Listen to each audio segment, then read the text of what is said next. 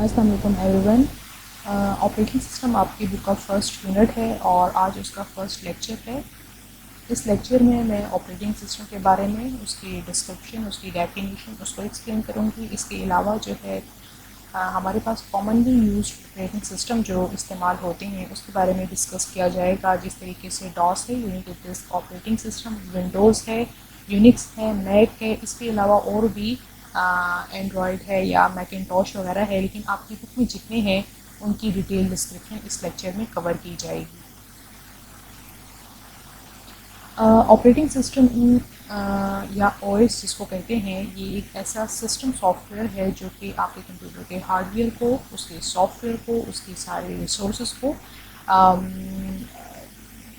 Manage करता है और आपको एक ऐसा प्लेटफॉर्म प्रोवाइड करता है कि आप अपने प्रोग्राम्स जो हैं कंप्यूटर के एग्जीक्यूट कर सकें। अगर आप इस डायग्राम में देखें तो आप यहाँ पे देख सकते हैं कि हार्डवेयर है, हार्डवेयर के ऊपर ऑपरेटिंग सिस्टम है जिसका होना मैंडेटरी है। हर सूरत में ऑपरेटिंग सिस्टम का इस्तेमाल होना ज़रूरी है। और उसके बाद एप्लीकेशन प्रोग्राम्स हैं जो आप अपनी कन्वीनियंस के मुताबिक या अपनी ज़रूरियात के मुताबिक एप्लीकेशंस को इंस्टॉल करते हैं, उनको इंस्टॉल किया जाता है और उसके बाद यूज़र हैं यानी कि आप इंटरेक्ट करते हैं। तो अगर इसी डायग्राम से मैं आपको एक्सप्लेन करूँ तो यूज़र जो सबसे टॉप पे है और सबसे बॉटम पे जो हार्डवेयर है, इन दोनों के दरमियान में ऑपरेटिंग सिस्टम एक ऐसा इम्पोर्टेंट रोल है जिसके बगैर यूज़र जो है एक हार्डवेयर को या कंप्यूटर को इस्तेमाल नहीं कर सकता। आपकी बुक में इसकी एक बहुत अच्छी डेफिनेशन लिखी हुई है कि अगर कंप्यूटर के हार्डवेयर का ऑपरेटिंग सिस्टम से वही रिलेशन है जो कि एक ह्यूमन बॉडी का ह्यूमन सोल से होता है। यानी कि अगर ह्यूमन सोल नहीं है तो बॉडी भी यूज़लेस है, बॉडी का कोई इस्तेमाल नहीं है। इसी तरीके से अगर ऑपरेटिंग सिस्टम इंस्टॉल नहीं हुआ तो आपके कंप्यूटर का हार्डवेयर जो है वो यूज़लेस है। सेकेंड डेफिनेशन है a program that acts as intermediary between a user and computer hardware. तो कंप्यूटर के हार्डवेयर और यूज़र के दरमियान में ऑब्वियसली जिस तरीके से ये इस डायग्राम में एक्सप्लेन किया गया है कि ऑपरेटिंग सिस्टम इन दोनों के दरमियान में इंटरमीडिएट या एक इंटरफेस का काम करता है। और जितने भी कंप्यूटर के प्रोग्राम्स हैं उनको एग्जीक्यूट करना, रिसोर्सेज को मैनेज करना, ये इसके फीचर्स हैं, सर्विसेज हैं ऑपरेटिंग सिस्टम की जो कि वो प्रोवाइड करता है। अब कुछ की पॉइंट्स हैं जो आपकी बुक में ऑपरेटिंग सिस्टम की डिटेल डिस्क्रिप्शन में लिखे हुए हैं कि कोई भी कंप्यूटर सिस्टम जो है या कोई भी आपका कंप्यूटर हार्डवेयर जो है ऑपरेटिंग सिस्टम के बगैर एक मेटल बॉक्स है, एक एम्प्टी बॉक्स है जिससे आप कोई भी काम नहीं ले सकते। इस तरीके से जो एप्लीकेशंस आप इस्तेमाल करते हैं, चाहे फॉर एग्जांपल मैं एम एस वर्ड की बात करूँ या इसके अलावा कैमरा की एप्लीकेशंस हैं या म्यूज़िक एप्लीकेशन है, वीडियो एप्लीकेशन हैं, जितनी भी एप्लीकेशन है जब आप उनको इंस्टॉल करते हैं तो ऑपरेटिंग सिस्टम उनको मैनेज करता है। ऑपरेटिंग सिस्टम का होना ज़रूरी है किसी भी एप्लीकेशन को रन होने के लिए और उसको यूज़ करने के लिए। थर्ड नंबर पॉइंट है कि ऑपरेटिंग सिस्टम की कुछ ऑपरेशंस हैं। पहला जो उसका ऑपरेशन है वो है गेटिंग इनपुट। आप कीबोर्ड से किसी भी इनपुट डिवाइस से, चाहे वो आपके पास स्कैनर है या कीबोर्ड है या माउस है, किसी भी तरीके से आप कोई इनपुट देते हैं, यानी कि ऑपरेटिंग सिस्टम उस इनपुट को लेता है, फिर उस डाटा को जो इनपुट उसने ली है उसको मेन मेमोरी यानी कि रैम से उसको प्रोसेसर में ट्रांसफ़र करना और उसके बाद प्रोसेसर में उसकी प्रोसेसिंग का होना और प्रोसेसिंग के बाद उसको आउटपुट डिवाइस पे भेज देना, चाहे वो आपके पास प्लॉटर है, प्रिंटर है या आपकी मॉनिटर स्क्रीन है या आपके स्पीकर हैं, कुछ भी है उसके ऊपर आपके आउटपुट को आपको बता दिया जाता है। ऑपरेटिंग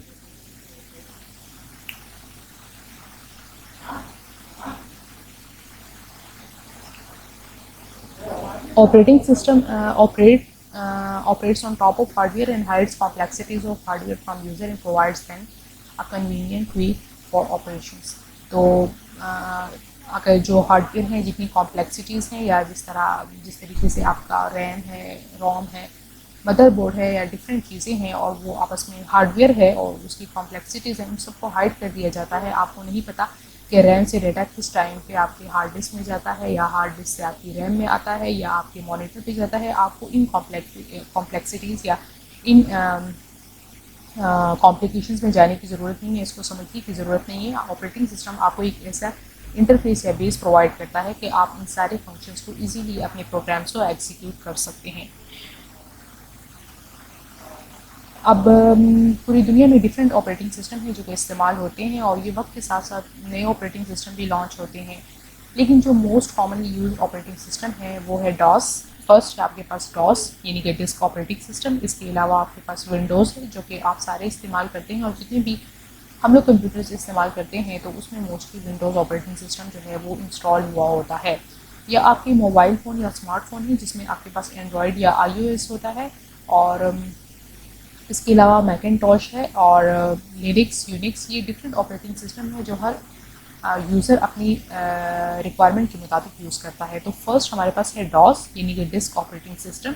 ये फर्स्ट ऑपरेटिंग सिस्टम था जो कि पर्सनल कंप्यूटर्स के इस्तेमाल के लिए लॉन्च किया गया था, और 1980 में इसको डेवलप किया गया था। माइक्रोसॉफ्ट ने इसको डेवलप किया था, और एक्चुअली 1980 में IBM ने एक प्रोजेक्ट माइक्रोसॉफ्ट को असाइन किया था कि वो 16 बिट ऑपरेटिंग सिस्टम को जो है वो उसके लिए एक ऑपरेटिंग सिस्टम, पर्सनल कंप्यूटर के लिए एक ऑपरेटिंग सिस्टम डेवलप करी। तो माइक्रोसॉफ्ट ने इसको डेवलप किया था, और जो फर्स्ट उन्होंने वर्जन डेवलप किया था उसको हम लोग कहते हैं PC डॉस।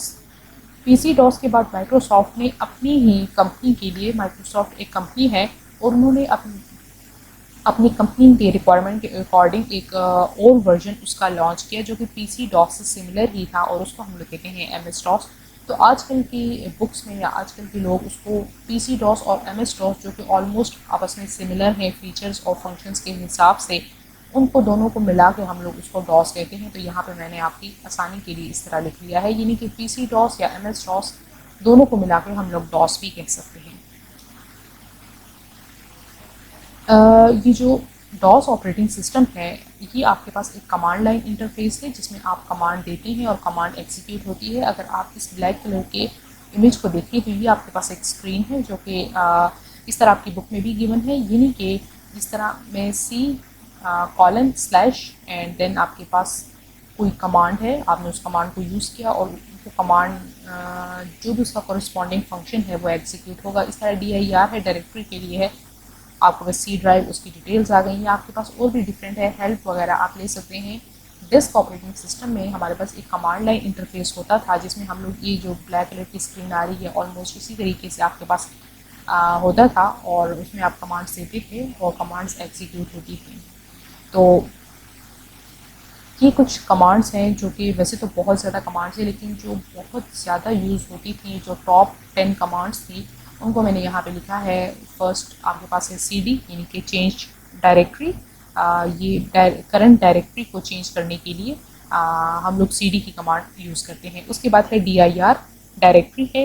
ये जितनी भी आपके डायरेक्टरी की कंटेंट्स है उसको लिस्ट डाउन करने के लिए है। जब भी आप dir लिखेंगे तो अगर आप लास्ट पेज पे देखिए इसमें dir लिखा हुआ है, और ड्राइव C है, उसमें उसका सीरियल नंबर, वॉल्यूम वगैरह, ये जितनी भी उसकी डिटेल्स हैं वो आपके पास शो कर देगा। तो इस तरीके से आप कोई भी कमांड लिखेंगे और वो उसका जो भी करस्पॉन्डिंग फंक्शन है वो आपके पास एग्जीक्यूट होगा। फिर है कॉपी जो है वो फाइल को कॉपी करता है। फिर उसके बाद डिलीट है, डिलीट ऑब्वियसली फाइल को डिलीट करने के लिए है। एडिट, वो भी एडिट करने के लिए, अगर आपके पास कोई एक्चुअली एडिट जो है वो एक एडिटर को स्टार्ट करता है और प्लेन टेक्स्ट को एडिट करने के लिए है, जिस तरीके से हमारे पास विंडोज़ में मोस्टली हम लोग वर्ड पैड को इस्तेमाल करते हैं। फिर है मूव जो है वो आपके पास कोई भी फाइल जो है उसको एक जगह से दूसरी जगह मूव करने के लिए हम लोग उसको इस कमांड को यूज़ करते हैं। फिर रीनेम है, REN जिसको कहते हैं, किसी भी फाइल को रीनेम करने के लिए है। फिर डिलीट ट्री है, इसमें डायरेक्टरी की जितनी भी आपके पास हायरार्की होती है या डायरेक्टरी लिस्ट होती है, अगर आपने एक कंप्लीट लिस्ट को डिलीट करना है तो डिलीट ट्री आप यूज़ करेंगे। CLS है, क्लियर स्क्रीन है ये। फिर फॉर्मेट है, फॉर्मेट भी आपके पास डिस्क को फॉर्मेट कर देता है और कि वो डॉस फाइल को एक्सेप्ट कर सके, तो ये वो कमांड है।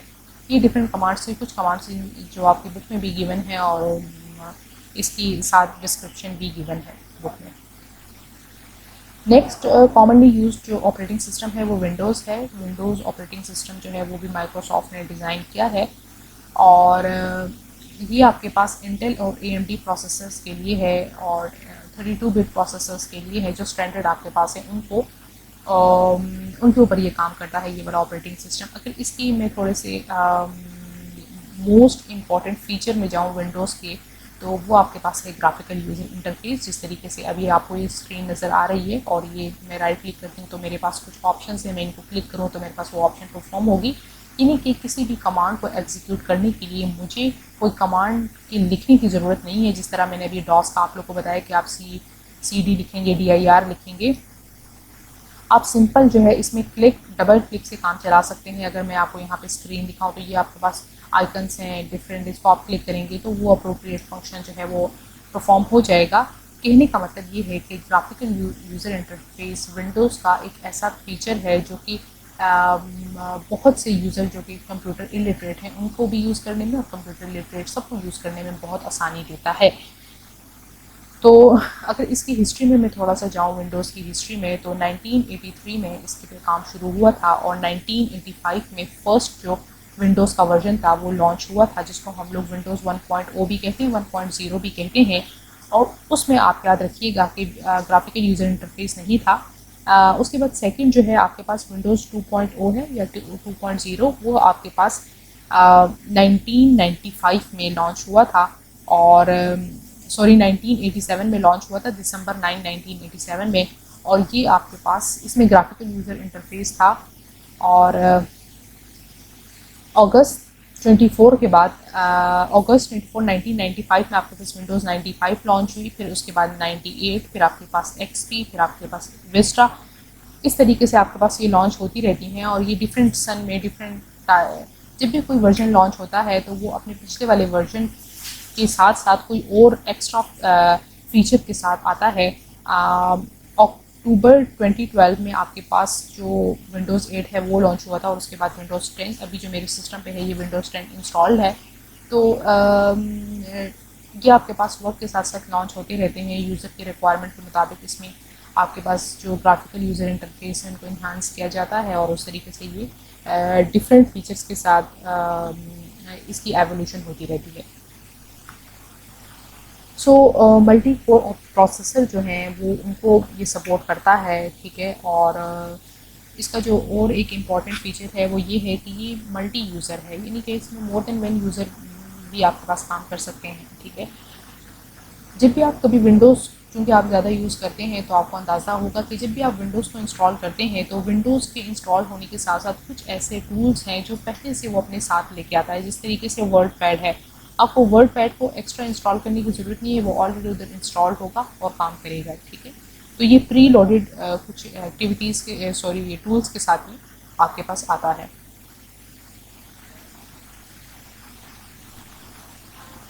ये मैंने एक स्क्रीन दी हुई है विंडोज़ 10 की, ठीक है।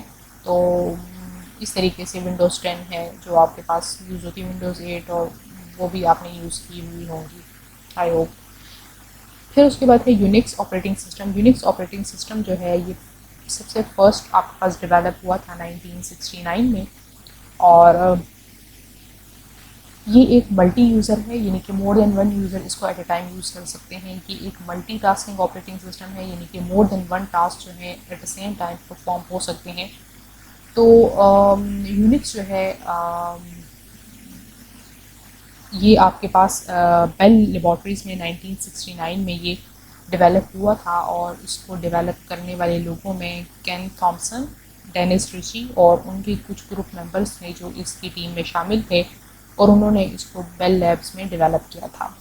तो फर्स्ट जब इसको जब अगर मैं इसकी थोड़ी सी हिस्ट्री को आपके साथ डिस्कस करूँ तो सबसे पहले ये आपके पास जब डेवलप हुआ था तो असेंबली लैंग्वेज में 1973 में इसको डेवलप करके रिलीज़ किया गया था। सेकंड जब इसका वर्जन था तो फर्स्ट इसको 1969 में रिलीज़ किया गया था और उसके बाद 1973 में इसको उसी सेम ऑपरेटिंग सिस्टम को, लेकिन सिर्फ जो उसकी लैंग्वेज थी उसको चेंज किया गया। पहले ये असेंबली लैंग्वेज में था, बाद में इसको सी लैंग्वेज में डेवलप करके 1973 में रिलीज़ किया गया था। जिस तरीके से मैंने अभी विंडोज़ ऑपरेटिंग सिस्टम का आपको बताया, तो विंडोज़ ऑपरेटिंग सिस्टम की तरह ही यूनिक्स ऑपरेटिंग सिस्टम एक ग्राफिकल यूज़र इंटरफेस है, ठीक है। और इसमें भी आपको GUI के डिफरेंट आइकन्स वगैरह हैं और आप उनको इजीली यूज़ कर सकते हैं। यूनिक्स के भी डिफरेंट वर्जन्स हैं जो आपके पास इस्तेमाल होते हैं बहुत ज़्यादा। उसमें सबसे ज़्यादा जो इस्तेमाल होने वाले हैं सन सोलारिस हैं, GNU लिनक्स हैं, माइक्रोसॉफ्ट OS X हैं, और उसके अलावा और भी हैं काफ़ी जो कि इस्तेमाल होते हैं। अगर आप यूनिक्स में कोई कमांड को एंटर करना चाहते हैं तो उसके लिए आपके पास टर्मिनल होगा, यानी कि जिस तरीके से विंडोज़ में अगर मैं कमांड को एंटर करना चाहूँ तो मैं इस तरीके से एप्लीकेशंस में जाके CMD लिखूँगी, कमांड प्रॉम्प्ट आएगा और मेरे पास ब्लैक कलर की स्क्रीन जो है वो ओपन हो जाएगी। आप भी इस तरीके से यूनिक्स में कर सकते हैं। अगर आप यूनिक्स ऑपरेटिंग सिस्टम को ओपन करेंगे तो उसमें एप्लीकेशंस को क्लिक करने के बाद आप टर्मिनल को क्लिक करेंगे और टर्मिनल जो कि एक ब्लैक कलर की स्क्रीन या मोस्टली केसेस में ब्लैक या वाइट कलर की स्क्रीन आपके पास ओपन कर देगी, जो कि स्टार्ट होगी आपके पास M% साइन से, सॉरी परसेंटेज साइन से, और उसके बाद अपनी कमांड लिखेंगे। जिस तरीके से आपको मैंने फर्स्ट डॉस में बताया कि जो भी कमांड लिखेंगे उसका कोरस्पॉन्डिंग एक्शन परफॉर्म होगा, तो यूनिक्स में भी आप अपनी तरीके से कमांड भी दे सकते हैं और ये एक GUI भी प्रोवाइड करता है। तो आप याद रखिएगा कि जो यूनिक्स है, विंडोज़ है, ये दोनों एक ऐसे ऑपरेटिंग सिस्टम है जो कि GUI भी परफॉर्म करते हैं और आप इनमें कमांड्स भी दे सकते हैं। फिर उसके बाद है मैकिन्टॉश ऑपरेटिंग सिस्टम, या सिंपली उसको हम लोग मैक OS भी कहते हैं। ठीक है, मैक OS जो है वो एक ये भी ग्राफिकल यूज़र इंटरफेस है, लेकिन ये एप्पल कंपनी ने जो है इसको 1984 में इसको लॉन्च किया था, फर्स्ट जो आपके पास ये लॉन्च हुआ था। तो ये स्पेशली कुछ स्पेशलाइज्ड कंप्यूटर्स हैं, जिस तरह एप्पल कंपनी के अपने कंप्यूटर्स हैं उनके लिए ये लॉन्च किया गया था। और अभी भी वो मोबाइल जो लोग आईफोन वगैरह इस्तेमाल करते हैं उनके मोबाइल फ़ोन में एंड्रॉयड के बजाय iOS ऑपरेटिंग सिस्टम इंस्टॉल होता है, जो कि एप्पल कंपनी का लॉन्च किया गया ऑपरेटिंग सिस्टम है। मैक ऑपरेटिंग सिस्टम जो है ये दो तरह के इसकी डिवीजन है या ग्रुप्स आप इनको कह लें। एक है Mac operating system classic family और एक आपके पास है Mac operating system X family. ये दोनों तरह की फैमिली में किसी न किसी मतलब वर्जन में आता है। उसके ऑलमोस्ट 10 वर्जन हैं जो कि अभी तक रिलीज़ हो चुके हैं, जिसमें 1 2 3 सो ऑन 9 तक, और एक जो है एक्स वर्जन जो है अभी तक आ चुका है।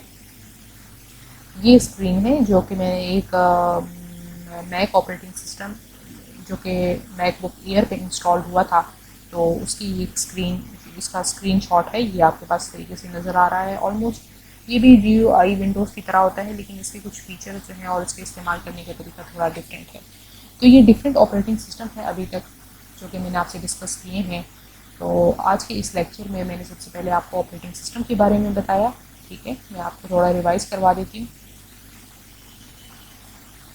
सबसे पहले मैंने आपको ऑपरेटिंग सिस्टम के बारे में बताया कि ऑपरेटिंग सिस्टम है क्या। ये असल में एक इंटरफेस है, जिस तरह आप इस डायग्राम में देख रहे हैं, जो कि आपके यूज़र और हार्डवेयर के दरमियान में मौजूद होता है, और इस इंटरफेस का होना बहुत ज़्यादा ज़रूरी है। ये आपके हार्डवेयर की कॉम्प्लेक्सिटीज़ को हाइड करके एक यूज़र को एक ऐसा इंटरफेस प्रोवाइड करता है जो कि स्मूथ एंड स्टेडी है, वो उसके ऊपर जितने भी प्रोग्राम्स हैं उनको एग्जीक्यूट कर सकता है। फिर उसके कुछ की पॉइंट्स हैं कि ऑपरेटिंग सिस्टम कितना ज़रूरी है, उसके बेसिक ऑपरेशंस क्या हैं, फिर ऑपरेटिंग सिस्टम किस तरीके से काम करता है, और फिर most commonly used operating system जो दुनिया में इस्तेमाल हो रहे हैं उसके बारे में आपको बताया कि डॉस है। डॉस आपके पास एक कमांड लाइन इंटरफेस है, जिस तरह ये स्क्रीन में नज़र आ रहा है, आपके पास स्क्रीनशॉट ये नज़र आ रहा है। फिर उसकी कुछ कमांड्स हैं, ये कमांड्स आपकी बुक में भी विद डिस्क्रिप्शन गिवन है, इनको याद कीजिएगा इस तरीके से। फिर विंडोज़ ऑपरेटिंग सिस्टम है। विंडोज़ ऑपरेटिंग सिस्टम चूँकि आप सबसे ज़्यादा हमारे पाकिस्तान में इस्तेमाल किया जाता है और बहुत इजी है लोगों के लिए इसका इस्तेमाल करना, तो उसके भी फीचर GUI फीचर है मेन, जिसकी वजह से आपको इस्तेमाल करना उसका बहुत आसान लगता है। ठीक है, उसमें बटन होते हैं, टैब्स, आइकन्स वगैरह हैं, नेविगेशन बहुत ज़्यादा आसान है। तो ये इन्हीं फीचर की वजह से इसका यूज़ बहुत ज़्यादा है, या इसके यूज़र्स बहुत ज़्यादा हैं। फिर उसके बाद आपको यूनिक्स के बारे में बताया कि यूनिक्स किस तरीके से मल्टी यूज़र है, मल्टीटास्किंग है, और उसकी हिस्ट्री के बारे में आपको बताया। ये भी आपके पास GUI बेस्ड है, और उसकी डिफरेंट टाइप्स हैं या उसकी वैरायटीज़ जो उसके वर्जन हैं उनके बारे में भी आपको बताया। ये एक रेफरेंस लिंक भी मैंने यहाँ पे शेयर किया हुआ है, अगर आप चाहें तो इसको देख के यूनिक्स की डिफरेंट डिटेल्स हैं जो आप कंप्लीट अगर समझना चाहते हैं तो इस लिंक पे भी गिवन है।